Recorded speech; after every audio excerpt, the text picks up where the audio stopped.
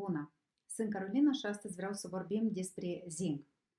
Din filmul trecut, noi cunoaștem că zincul este un micromineral, adică el este un oligoelement. El este important pentru sistemul imunitar, pentru funcția cognitivă, pentru gust și miros, pentru hormoni. Dacă vorbim de hormoni, avem în vedere de hormonul insulină, glanda tiroidă, hormonii sexuali, atât pentru femei cât și pentru bărbați.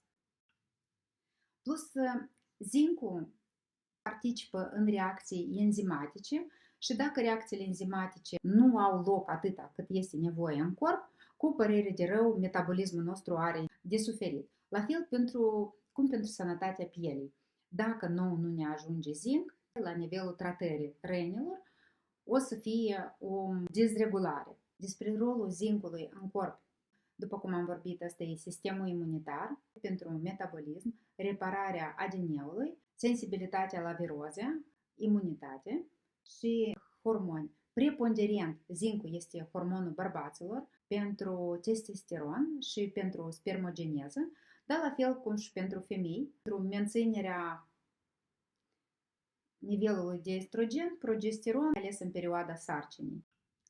Deși, după cum am vorbit, că zincul el este un oligoelement, adică corpul are nevoie doar de urmă ca mineral în corp, dar numărul de funcții pe care îl are zincul, deci să vorbim deficitul ce ne poate crea. La fel pentru deficit informația de pe ecran, începând cu pierderea mirosului, gustului, adică simțurile olfactiv și gustativ, sensibilitatea la viroze, adică o persoană în continuu să prindă toate virozele. Dacă vorbim de hormoni și aici vorbim de glanda tiroidă, zincul este acel mineral care o să ajute ca la tirozină să adere molecula de iod și mai departe să iogenizeze diiodinază și mai departe triiotironin, adică în toate fazele ce ține de sinteza hormonilor tiroidieni participă zincul, cum la iodinare, așa și la diiodinare.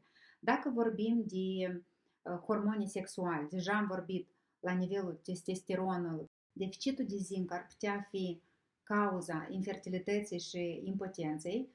Dacă vorbim de boli de piele, atât pe piele cât și în interiorul corpului, însuși boala colonului iritabil, la fel are nevoie de zinc, fiindcă este parte din regenerarea țesutului. S-ar putea persoanele care au boala pica, care consumă sau vor să mănânce pământ, nisip, pluvar, s-ar putea să fie că este deficit de zinc, sau dacă există anemie feriprivă, persoana are deficit de fier, el ia suplimente cu fier, dar din cauza că există trioul între fier, cupru și zinc, deficitul de zinc ar putea fi cauza, deci persoana are anemie feriprivă.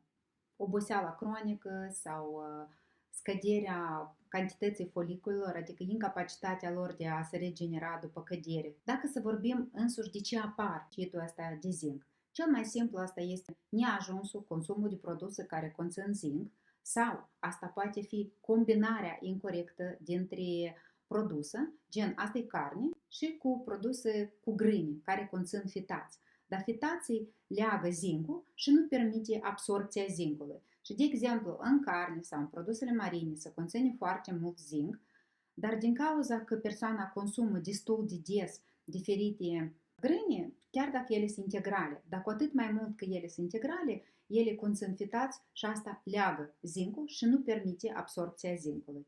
Sau, în cazul de față, asta poate fi inflamațiile din tractul gastrointestinal sau, de exemplu, duodenita, fiindcă zincul, pentru absorpție, el are nevoie de trioul fier și cupru, dar totodată el se absorbe în duoden și în prima parte a intestinului în jejun. Și în cazul în care persoana nu consumă lipide suficiente, are inflamații în tractul gastrointestinal din cauza că nu suficientă bilă s-a aruncat prin căile biliare și pH-ul în duoden a rămas acid, aciditatea ridicată în duoden nu o să permită zincului ca el să metabolizeze suficient.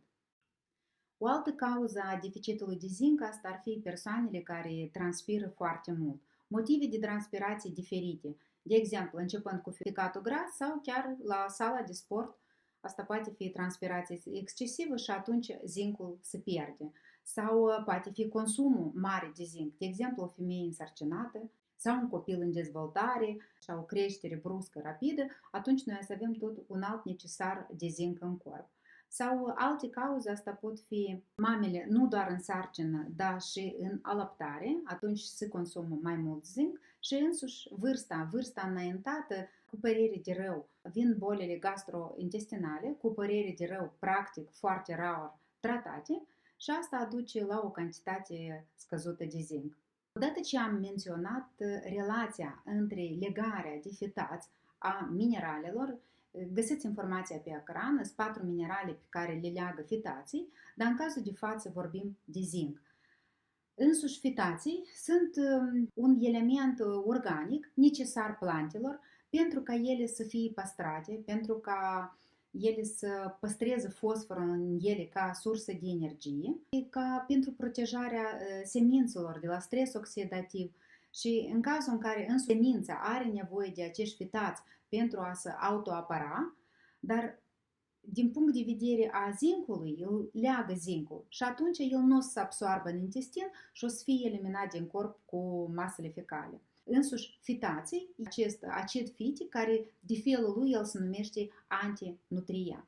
În general, în corp sunt multe produse care una pe alta se leagă pentru a nu se absorbi într-o cantitate enormă. Și într-un fel noi ne gândim că asta este rău, dar totodată trebuie să înțelegem că asta este un ajutor pentru ca anumite minerale sau vitamine, ele să nu crească peste normă. Adică noi avem nevoie de echilibru ăsta pentru ca să putem contrabalansa. Fiindcă sunt persoane care preponderent poate să mănânce, de exemplu, un fel de mâncare. Și de multe ori ar fi bine să înțelegem că deficitul de un anumit nutrient poate undeva, el este o problemă, dar el este o problemă mai mică dacă un oarecare mineral sau vitamină sau oarecare acid gras o să fie într-o cantitate foarte mare în sânge.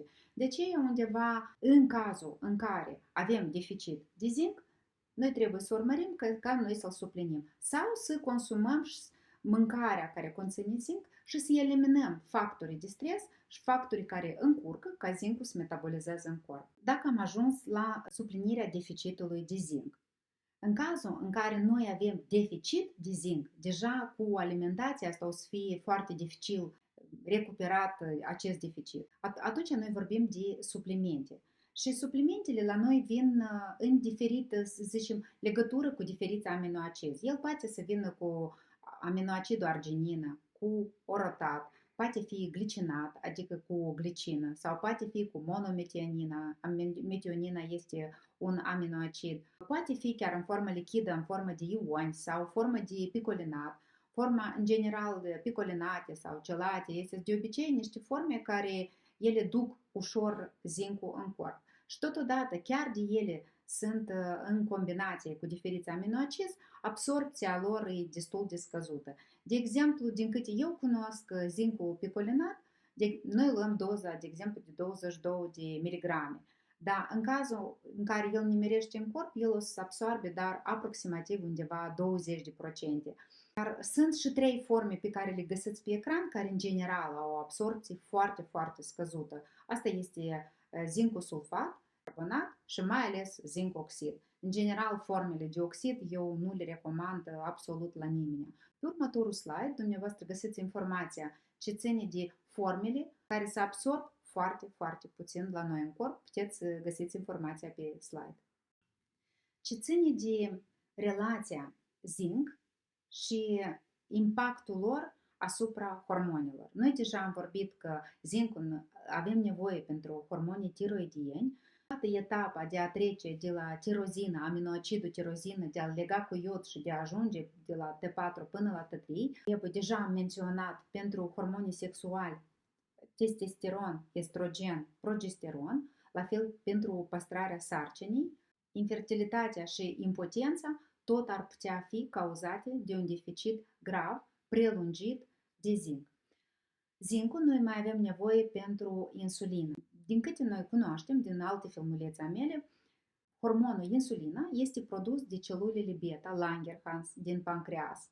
Și ceea ce delimitează celulele alfa care produc glucagon de celulele beta din pancreas este prezența zincului în aceste celule. Ce ține de mecanismul în care zincul are impact asupra insulinei, să zicem că celulele, granulocitele astea în care se dezvoltă insulina, ea trebuie să maturizeze. Și zincul este parte care cu adevărat delimitează celulele alfa de beta în cercetări. Ei nu pot delimita care celule sunt alfa și beta, doar prezența zincului le vorbește că sunt celule care pot secreta insulină. Mai mult decât atât, se poate întâmpla că în celulele alfa să fie niște celule, ele se numesc rebele și în cazul în care ele, dintr-un motiv sau altul, conțin în celula lor zinc, ele tot pot produce insulină. S-ar putea că asta este un mecanism, să zicem, un mecanism de salvare pentru om în cazul în care este o problemă cu celulele beta. Mai mult decât atât, zincul are un impact asupra receptorilor către insulină și atât pentru maturizarea acestor celule. Dar dacă să vorbim de poftă de mâncare, noi vorbim de leptină. Păi și leptina și adipoliptina, ele ambele au nevoie tot de zinc. La fel cum și hormonul de creștere. De aceea zincul, deși este un oligoelement, corpul are nevoie de el în cantități mici, dar deficitul de zinc poate să ne aducă probleme și boli la care noi nici să nu ne dăm seama de unde ele încep. Din National Library of Medicine, pe următorul slide găsiți publicația unde se arată, adică ca să puteți să citiți informația despre legătura celulelor beta și insulină. Este un studiu foarte interesant. Din ceea ce vă recomand eu să dați la laborator analiza la microelementul zinc, dar să-l dați în pereche și să vă uitați nivelul de fer, nivelul de cupru și nivelul de zinc. Fiindcă de multe ori acest triou, dacă, de exemplu, zincul poate să fie bine în normă, s-ar putea că cupru să fie scăzut. Sau invers, s-ar putea că ferul să fie scăzut. Aceste trei minerale, ele toate sunt microminerale, adică ca oligoelemente, ele toate trebuie să fie într-o cantitate nu mare în corp, dar sunt absolut necesare și esențiale pentru echilibrul lor la noi în corp. Atât pentru ziua de astăzi, pentru cei interesați cu o consultație la mine, puteți să-mi scrieți la carolinamagda.nutrition@gmail.com sau la numărul de WhatsApp indicat la subsol. Atât pentru ziua de astăzi, toate bune!